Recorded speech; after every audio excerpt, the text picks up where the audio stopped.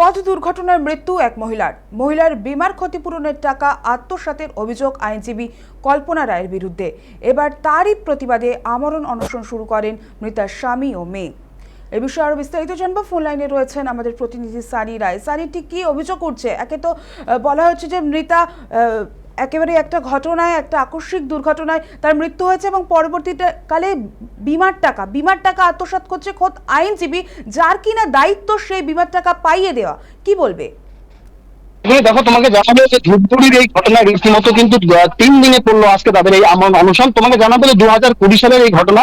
2020 সালে ধূপগুড়ির ক্ষুদিরাম পল্লীতে কিন্তু এই যে মৃতা, যারা আজকে অনশনে বসেন তাদের মা ও স্ত্রী, অর্থাৎ এই দুইজন এই মুহূর্তে স্বামী এবং তার কন্যা কিন্তু ধূপগুড়ির যে আইনজীবীর বিরুদ্ধে অভিযোগটা তোলা হচ্ছে, মূলত সেই আইনজীবীর বাড়িতে কিন্তু গত 3 দিন ধরে তারা সেখানে কিন্তু আমরণ অনশন করছেন। মূলত যে অভিযোগটা করা হচ্ছে 2020 সালে যখন তার স্ত্রী ধূপগুড়ির একটি পথ দুর্ঘটনায় মৃত্যু হয় এবং সেই পথ দুর্ঘটনার ক্ষতিপূরণ বাবদ কিন্তু এই মহিলা আইনজীবী এখনো পর্যন্ত, যার নাম কল্পনা রায় বলেই কিন্তু দাবি করা হচ্ছে, এবং তিনি এই পরিবারের সঙ্গে যোগাযোগ করার তিনি তাদেরকে জানান যে আইনানুগ যদি ব্যবস্থা নেওয়া হয় তবে ক্ষতিপূরণ পাওয়া যাবে। এবং সেই মোতাবেক কিন্তু এই আইনজীবীর সঙ্গে তারা যোগাযোগ করে দীর্ঘদিন আদালতে দুয়ারে ঘোরার পরেই কিন্তু পরবর্তীতে যেমনটা জানা গেছে যে 14 লক্ষ টাকা 2 দফাতে 7 লক্ষ করে কিন্তু ক্ষতিপূরণ দেওয়া হয়েছিল এই পরিবারটিকে, এবং এই পরিবারের অ্যাকাউন্টে সেই টাকা একেবারে রীতিমতো ক্রেডিট হয়েছিল। এবং তারপরে এই মহিলা আইনজীবী তিনি কিন্তু তাদেরকে না জানিয়ে সেই টাকা তুলে নিয়েছিল বিভিন্ন অছিলায়,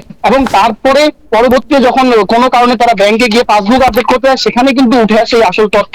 এবং সেখানে যেমনটা দেখা যাচ্ছিল যে পরপর 2 দিন কিন্তু এই তাদের অ্যাকাউন্ট থেকে সেই টাকাটা তুলে নেওয়া হয়েছে, এবং তারপরেই তারা প্রতিবেশীদের নিয়ে এই আইনজীবীর বাড়িতে আসেন, তাদের সঙ্গে কথোপকথন হন, এবং দীর্ঘ বাক বিতন্ডার ফলে পুলিশি সেখানে একটা পরিস্থিতি তৈরি হয়ে যায়। তারপরে কিন্তু এই মহিলা আইনজীবী কথা দেন যে 1 বছরের মাথায় সেই সমস্ত টাকা তাদেরকে ফিরিয়ে দেবে। পুরো 1 বছর কেটে যাওয়ার পরও এখনো পর্যন্ত সেই টাকা ফেরত না পাওয়ায় কিন্তু এই পরিবারের তরফ থেকে প্রতিবেশীদের নিয়ে একেবারে ধূপগুড়ি শহরের যে ন্যাশনাল হাইওয়ে রয়েছে সেই হাইওয়ের পাশেই এই মহিলা যে অ্যাডভোকেট, সেই অ্যাডভোকেটের যে অফিস, সেই অফিস চত্বরের বাইরে তারা কিন্তু 3 দিন ধরে আমরণ অনশন করছেন।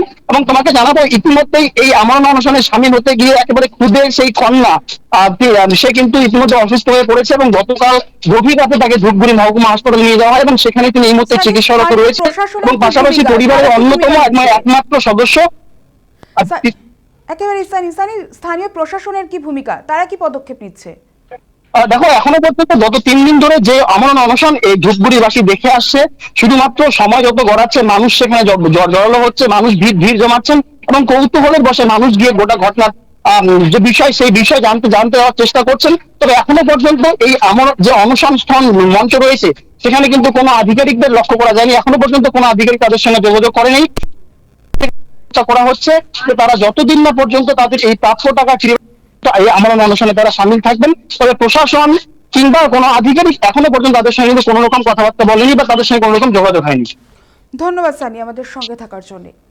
ধূপগুড়ির ক্ষুদিরাম পল্লী এলাকায় আইনজীবীর চেম্বারের সামনে রবিবার থেকে তারা এই অনশনে বসেছেন। অভিযোগ, ক্ষতিপূরণের টাকা পরিবারের অজান্তেই ব্যাংক থেকে তুলে নেওয়া হয়েছে। অভিযুক্তের বিরুদ্ধে ব্যবস্থা ও টাকা ফেরতের দাবিতে অনশন চালিয়ে যাচ্ছেন তারা। কিন্তু অনশনের 3য় দিনে অসুস্থ হয়ে হাসপাতালে ভর্তি হয়েছে মৃতার মেয়ে। তবে এই বিষয়টির প্রেক্ষিতে ওই আইনজীবীর তরফে কোনো প্রতিক্রিয়া মেলেনি। আমরা থানায় জিডি করে যখন নতুন বই, আমার কাছে কোনো বইও ছিল না, কোনো নাম্বারও ছিল না, থানায় জিডি করে আমরা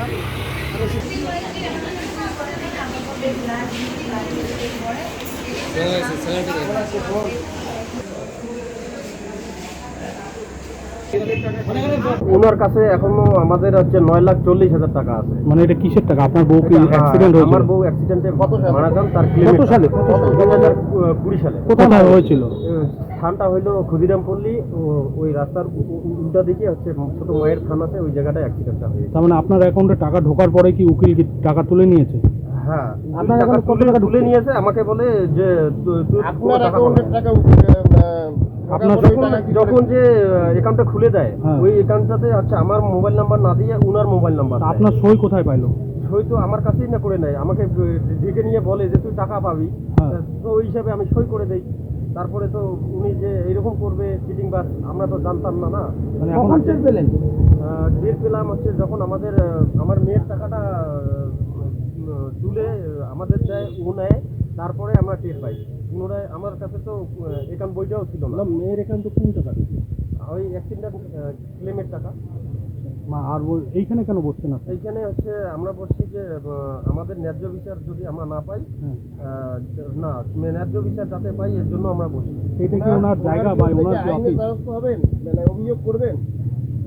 আমরা তো যতক্ষণ না মীমাংসা এই ব্যাপারটা হচ্ছে ততক্ষণ আমরা এখানে অনেক আমরা প্রশাসনের দৃষ্টি আকর্ষণ করতে চাই যে একটা নিরীহ পরিবার, তার একটা গার্জিয়ান, তার বাবা একটা কন্যা সন্তান অনশনে আছে, কিন্তু পুলিশ প্রশাসন থেকে শুরু করে কেউ এখনও দৃষ্টি নিক্ষেপ করছে না।